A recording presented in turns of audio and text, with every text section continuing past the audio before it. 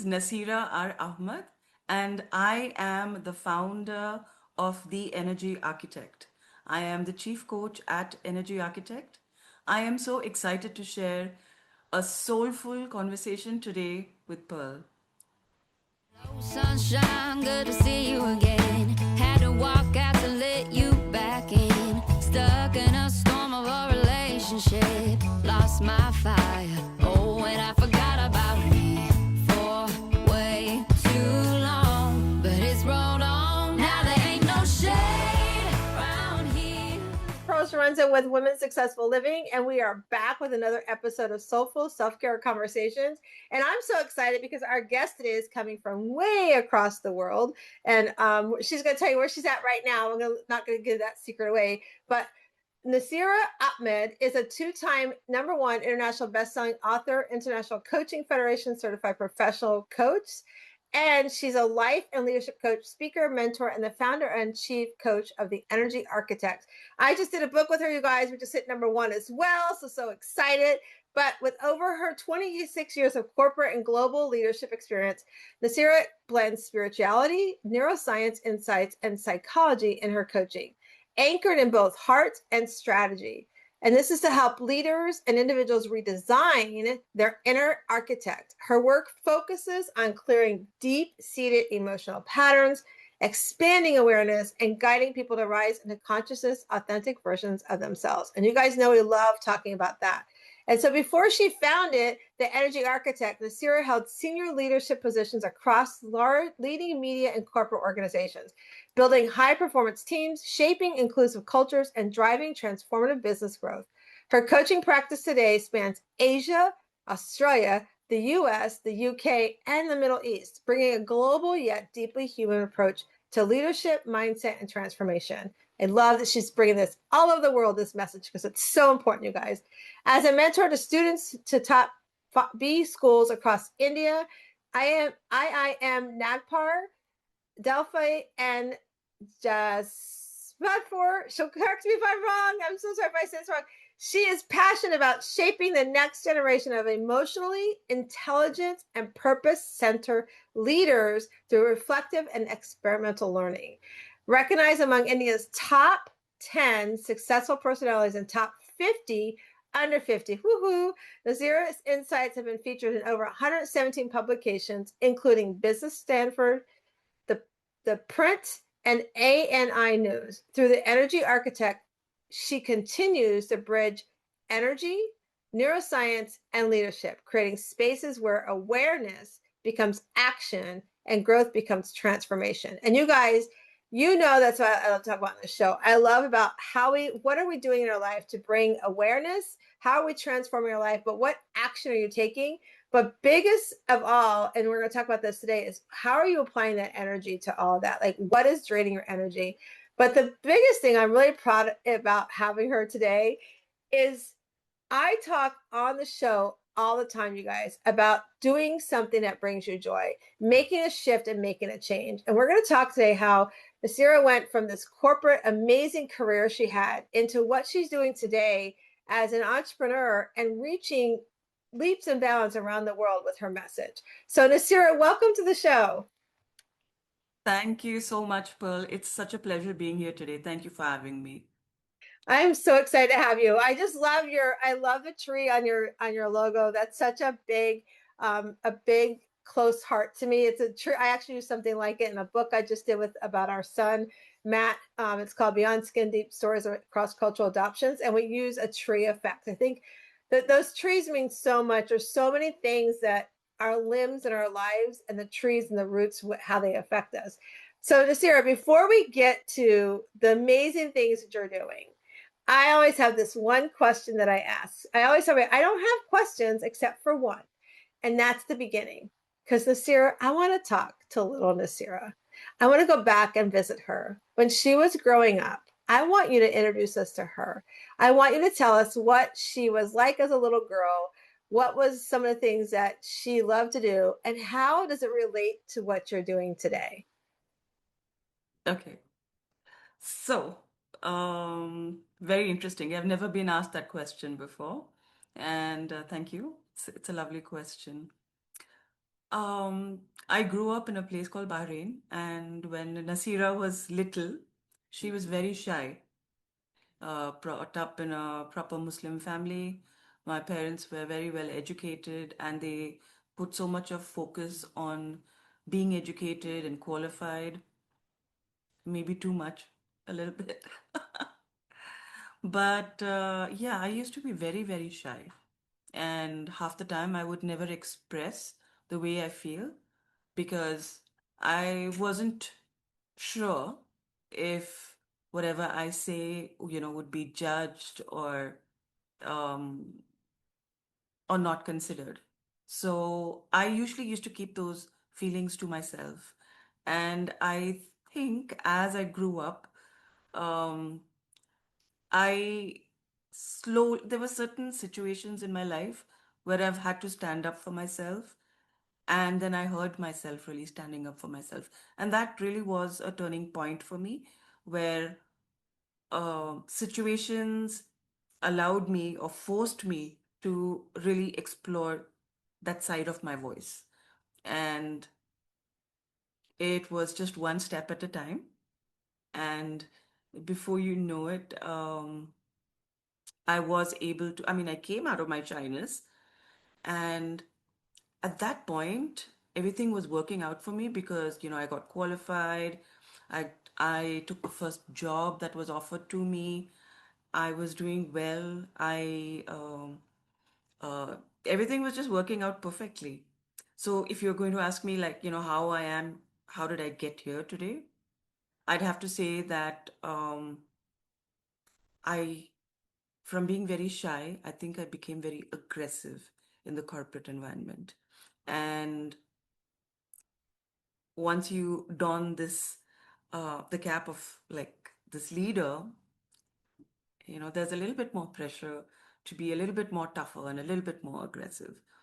And there was this side of me that kept fighting it because, my bosses were telling me, you're a woman and they won't take a woman seriously. We need you to be a little bit more stronger and more aggressive. And I was doing that because that's what the role required. But there was this voice inside me that said that, I got qualified and everything because my parents wanted me to. I took the first job that was offered to me and I grew. I did so well. It was so important for me to be successful. My entire identity was based on, my designation and the package that I was drawing. And I was trying to fake it till I make it because there was some amount of aggression, but maybe not that kind of crazy, competitive, aggressive fire that the corporate was asking of me. And it became very, very testing, especially during COVID time, where people they really had no idea what was happening. And the staff they were losing their family members left, right, and center. And my company was asking me to put more pressure on them because, everybody had to survive, the company had to show profit, salaries were still being paid. On one side, I lost my mother-in-law in the hospital, and I still remember the time that she was in the hospital. I was sitting in my car and I was thinking, this last email, it has to go out. It has to go out. So I'm sitting over there, turning on my hotspot, sending that email out. And um, yeah, she didn't make it. And what was I doing all this for? And I realized that, am I really doing what I really wanted to do? I mean, all of this was because of this whole identity that I was chasing, to really look and be successful. But what was my real purpose in life? And was it worth it at the end of the day when you're losing friends, you're losing family, and you are driving someone else's dream and killing your own voice? And I think that was when the energy architect was born. I went back and put in my papers. That voice was so loud. And I got certified with coaching. I went through the entire training. So, and then there was no looking back. So that was my journey from the little Nasira to where I am here today. I wasn't sure as to where I was going to end up, but there's this faith, there's this inner voice that guides you, and I've always been open to that, and I've really listened to that. Earlier, it was more because other people were telling me, but this is something that I was doing because my soul was guiding me, and and that's why I find it so beautiful.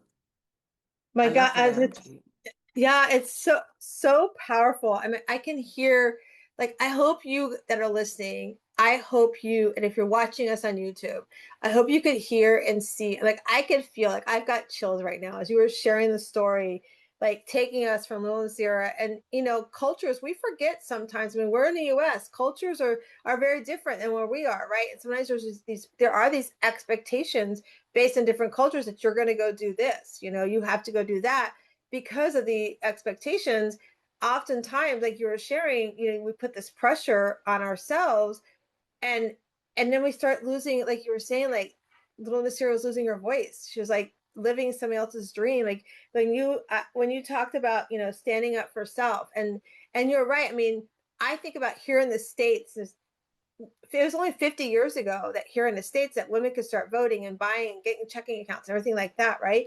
And so it's like we're in this world, and I don't want to go down that path, but there are these worlds that we're losing the fact that it was only 50 years ago that we were able to do those things. And what you said about, you need to be tougher. Like people tell us what we need to be. And so we start shaping ourselves to that expectation that others want. And that goes even to those that are, my amazing, what I call instead of stay-at-home mom, I call them CEO moms. It goes to the CEO moms all the way up to the C-suite, professionals, because we get these expectations, or we land that job, or we land that thing that we wanted, and then we're like, oh, but they expect me to do this. So then we start losing why we want to do that, and so we start shaping ourselves so that other persons, or that corporate world of expectations. And I sat there, and I as you were saying it put me right back to COVID and thinking,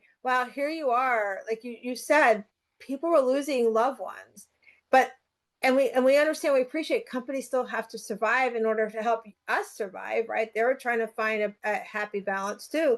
I can't imagine being on that end, and I could hear it in your voice, and I could see it in what, as you're saying it, like having to tell those loved ones that worked with you that, well, we understand, and work still has to get done. Like that's so hard.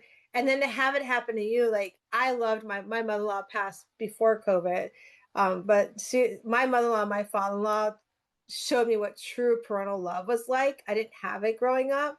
And so when you were talking about your mother-in-law, I could just see the love in your heart for her, and I could just feel the pain too when you're thinking, man, I need to be with the family, but I got to sit here and get on a hotspot to send this email out. It's like it's like you've got this torn, and what you said, and I wrote down, you know, doing somebody else's dreams, and while we're killing our own voice, is what I heard you say, right? Like we're killing our own voice because we're living somebody else's dream.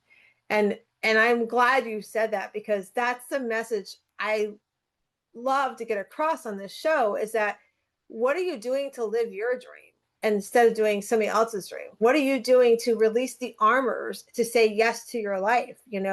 We can be, whether you're an amazing CEO mom or all up to the C-suite, whether you have kids or don't have kids, you can be all those things you want to show up for others, but you can't be them or show up for them you want to if you're not overflowing your cup. And people laugh and they think, oh, fill the cup, fill the cup. It's so true. If we don't the overflow is what you give. And if we don't start saying yes to our dreams, our energy, the things that, I mean, whatever you believe in, for me, it's God. So God said he brought me here to this earth, and he had a plan for me. So I need to figure out what that plan is. And the only way I can figure that out is to take, like you said, take that energy of what I'm giving to somebody else's dream and start pouring it into what my dream should be. And I love that you reminded us of that, because I think that's so powerful. And I want the listeners and the viewers to understand that, what, ask yourself that question. What are you doing to live your dream instead of somebody else's dream? And if you have a challenge with that, I want you to reach out to us. We're going to put context in the show notes and learn how you can start stepping into what you're supposed to be. I call it that Shiro self, stepping into becoming stronger, happier, empowered, radiant, and original person you're meant to be. And I'm glad I was the first one to ask you that question, Nasirra. It's my favorite question. I love to ask because it it allows us to become vulnerable. We forget about our inner child sometimes, and we need to talk to her. We need to say hi to her. We need to say, hey, thanks for all the things you've been through and all the lessons you've given me. And I'm taking care of us from here. And I'm glad that you did that. I'm glad you let me do that with you, and you trusted me, because I love that I was the first one to do it. So I think it's really cool. Yeah. So let's Thank you. talk about, you know it's a big leap, especially, let's just talk about in your culture, right? It's a big leap to say, I'm going to leave all the expectations that, let's forget culture for a second, but all the expectations that, I think I'm supposed to do, that to be successful, I have to have that 9 to 5 job. To be successful, I have to, shape myself to whatever expects. And then you add on the layer of, then we come back to the culture of, this is what my family expects from me. This is what my culture expects from me. How did you like communicate that to your loved ones around you, and also, how did you massage it for yourself to be like, I'm going to take the step? I talk about stepping out of the box. So how did you step out of the expectation box and into creating this beautiful world that you've created in your coaching world? Um, I think it all boils down to feeling authentic. It wasn't easy when I decided to start on my own. It wasn't easy. I wasn't sure how to start. I just said, okay, I'm not going to intellectualize it too much. I'm just going to start. All right. And I did. Um, my parents were, my parents, my husband, they were all very accepting of this. But I think the bigger challenge was what I was facing, which was really unlearning all of the conditioning that had layered on top of me, since I was a child, and everything that they teach you in corporate, and really shifting from that space of being an employee to an entrepreneur. And that was difficult because there's so much of unlearning to do before you really start learning, right? And to learn something new, I had to let go of the old. And I was also in this situation where the old me was not completely dead, and the new me was like not really born yet, or I was like in the becoming of whatever was to happen, right? And that is such a confusing stage because you just don't know what to focus on. Like, who am I? So these huge existential questions of what do I do now? Who am I? And what I realized was, when people say fake it till you make it doesn't really work. That does not resonate with me. Because when you're faking till you make it, what happens is you lose your authenticity and you keep trying, but you're not consistent and you forget how to fake sometimes. But when you're authentic, it just comes from the heart and you continue to be consistent and true to your purpose because you don't show up as anyone else. That's just you. So Yeah. that is what I allowed to emerge for me, for myself, um, to slowly take shape into the coach and the mentor that I am today. I love that you mentioned the fake it till you make it, because that I felt the same way you did. Finding being your authentic self. But I want to go back, like, who am I? That whole identity, like who, that because you're right, as you're transitioning from, and I remember as I transitioned from, my world in mortgages to my world of, I so mom and now my entrepreneur, it's a very different shift and movement because it's like Yeah. this has been your identity for so long. I was a top mortgage broker in my company and then loan officer. And then it's like, oh, that's gone. So then it's like, okay, but you kind of, you're getting pulled. You feel like you're like, playing tug of war a little bit, right? It's like Yeah. that same thing. But you said something that reminded me when I was trying to figure out my identity. So I used to just do health and wellness. I just coached on that. And I would have clients come in and they would come in. It was a very strict program that I coached on. You weren't allowed to have like fats, fruits, or carbs. So if you had anything off that path, that was not was not part of the program. And so I had done the program. I lost 60 pounds, and so I became a coach. And the person that on the clinic and I learned under, if you came in and you had something like maybe you had a cupcake, right? She would be all over you. You know what it's done to you? You felt like you went to the principal's office, right? And me, I don't respond to that kind of stuff. So you come to me and I'd be like, okay, Nasirra, so tell me what was happening when you were having the cupcake. Like, what was going on? What was happening that day? What were your thoughts? Because there's things actions that happen that lead us to making decisions, that good or bad, right? And so I started finding that my clients would be like, hey, Pearl, will you go sit with my friend? Like, she doesn't need to lose weight, or he doesn't need to lose weight, but he just needs somebody to help him with his mindset. I'm like, okay. So I'd go have tea because I don't drink coffee. And then I started going, what are you telling me, God? Because like I keep doing this for free. So basically, I decided I wanted to go on this life coaching experience. I wanted to kind of bring that into my world. So I started with taking this identity and destiny course. It was a 6-week course. And each week we did different things to break down who we are. We had to, decide what are our ethics, what are our values and things like that. And at the end, we had to give our I am statement. And I remember at the end, I kept saying, I am a mom and a wife. And the person, Shannon, who sat across from me, she leaned in, she's like, who the heck are you? Like, did you not pay attention for 6 weeks? And I was like, I still was sitting there going, man, I wasn't being authentic with myself to deep into this course that I think I was scared to figure out who I was, because for so long from like third grade, I was always a caregiver or somebody or something. My people pleasing showed up in like the third grade when my dad and my mom was like, you got to help take care of your brother and sister.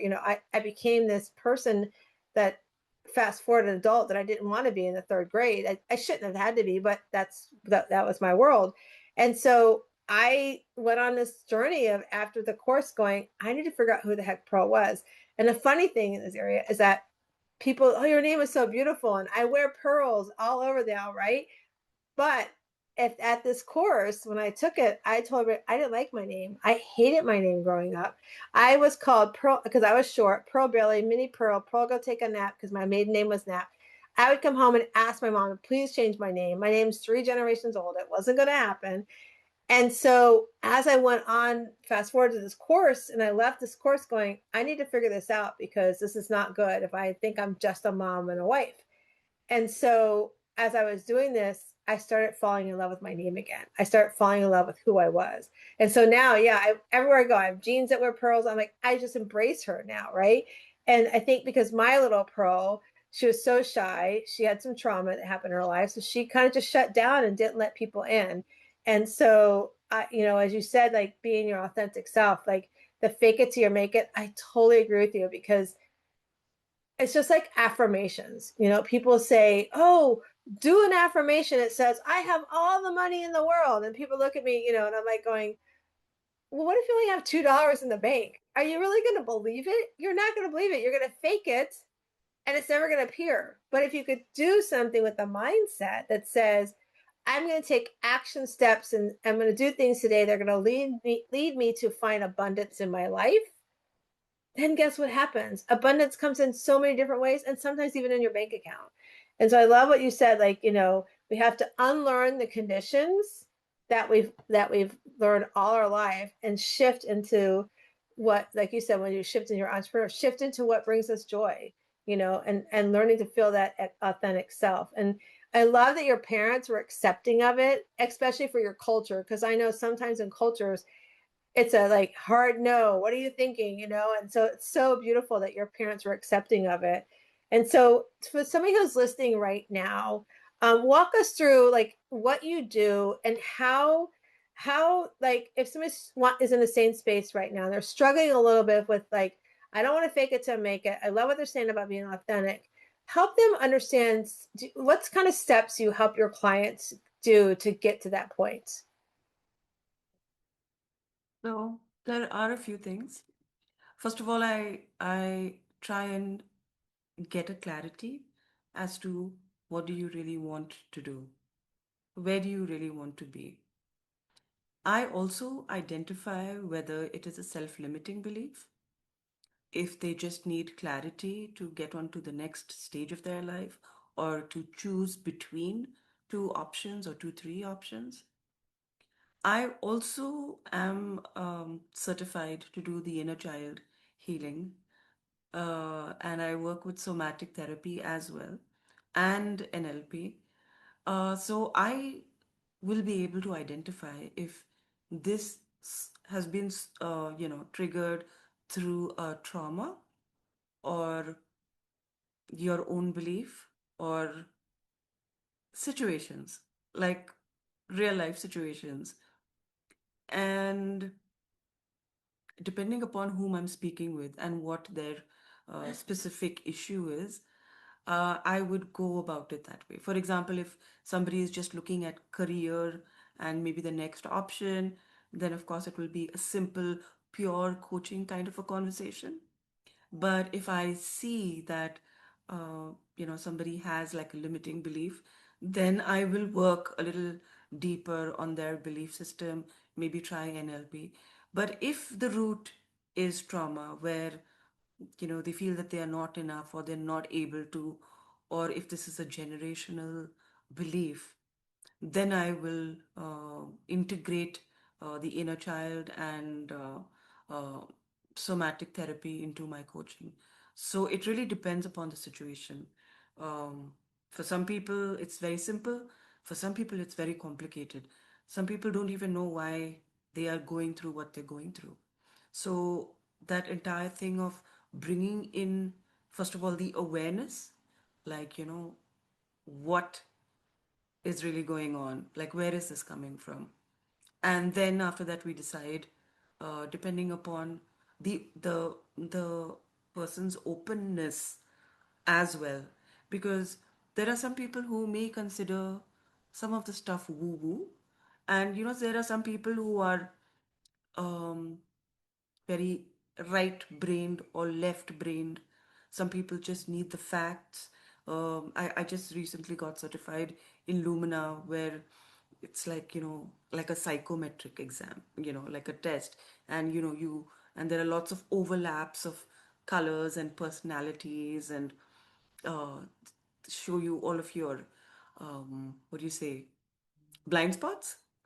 So for me, I feel as though I am like a mirror where I'm not telling you what to do, but I really hold that mirror up for whomever I am coaching with so that they see themselves and they take the decisions for themselves as to how they want to really move forward. I think that's so beautiful. Like, I love how that's a lot of what we do as alike. Cause I do, you meet them where they're at. It's like, let's meet you where you're at. And then I love the mirror part too. Like, look in the mirror and, self-awareness is so important.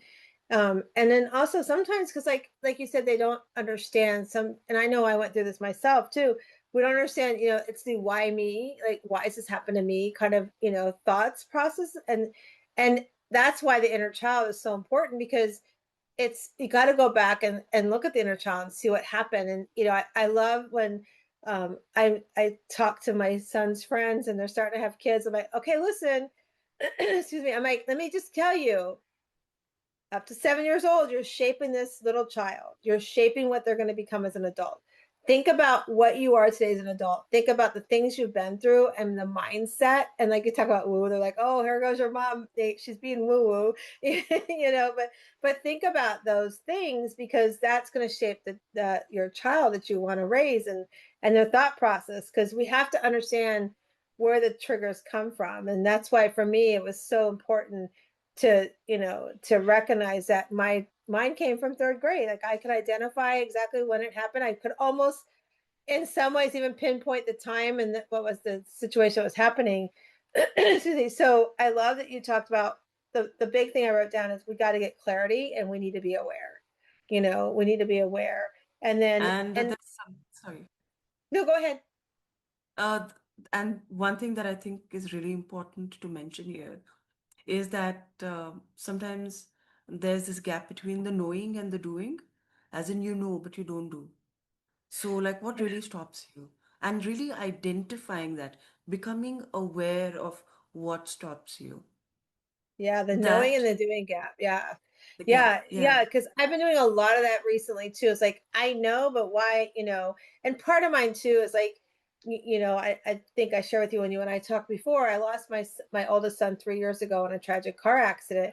And the stages of grief that happen, it's so crazy because it's like I know what to do, but why am I not doing it? And I had to recognize like the first year I just felt like I was just walking through life. Like I'm just existing through and trying to figure this out. That second year was like that whole acceptance, like accepting that he's not going to walk through the door, accepting that, he did make a bad choice, accepting, what was presented to me. And then also recognizing there's so much I'd been through COVID fog because I had COVID and I knew what COVID fog was. So luckily I was able to understand the grief fog that was coming up. But ever so often I feel like that grief fog starts to creep back in here or there. And I'm starting to realize when it's coming up and how it affects me and my business and my personal life. And so I'm starting to learn to knowing and what I'm doing with that and helping fill that gap. And I'm so glad you talked about that. So tell us, with the energy architect, tell us a little bit about, what, how did, why that name? What was so important for you to call the energy architect? I love the name. I think energy, it just, tell us a little bit about that birth of her. Okay, this is really funny. So, Energy Architect was actually the name of my assignment when I was doing strategic digital marketing. And I checked, and nobody else had that name in the space of the I wasn't really serious about it, but even then I was thinking, I think that's really sounds like me, you know? And I love the name, and I was discussing this with another friend, and my friend happened to use the name for herself. And till then, Energy Architect was not that important to me. But as soon as I saw somebody else take it, and you have to understand that because it was an assignment, I didn't think it was anything serious. I was like, I need to trademark that. I need to trademark it. And I'm like, I'm really gonna, I mean, if I fought, if I lost a friend over that, if it was that important to me, this must have meant something. And I said, I'm going to go all the way out. I think that was like the catalyst of how Energy Architect was born. And the That's reason, so powerful. yeah, Yeah. it was painful, and I lost a childhood friend over the name. And I was like, if it was just a name, I don't, and if it didn't mean anything to me, I don't think it would have bothered me that much. Where I lost a friend, one of my best friends. And after that, it became the center of everything that I did. And the reason why I used the name Energy Architect was because if you look at my logo as well, you will see a tree. It's got very deep roots, Mhm. maybe not so much in the logo, but For me, that's how I understand it. And it's got a heart in the center. Okay. This also, for me, because I also work with energy work, and I believe in the chakra system. Okay. The roots is something that really grounds you. Gives you stability. It's your foundation. They go deep into the ground and they make you so strong. And even if there's a storm around you, because you're so grounded and because your roots are so deep, I think the storm can go around you and you're strong enough to still stand because of how deep those roots are. But at the same time, also it's a very heart centric approach because compassion and love is one of the strongest frequencies in the world. And this is something that resonated with me completely. I knew that this is exactly me. And even my coaching is very similar. Um, for me, when I work on an individual, a lot of people, a lot of coaches can be very transactional and they're working on, the superficial stuff. But for me, when I talk about energy architect, I talk about the inner architecture of the individual. You know, what is really inside of you that is making you you? And who would you like to be in the most authentic way? There is no right way, there is no wrong way, but there is that authentic you. And what is it that will make you stronger and connects you and and aligns you with your purpose that you were meant to um, live this life.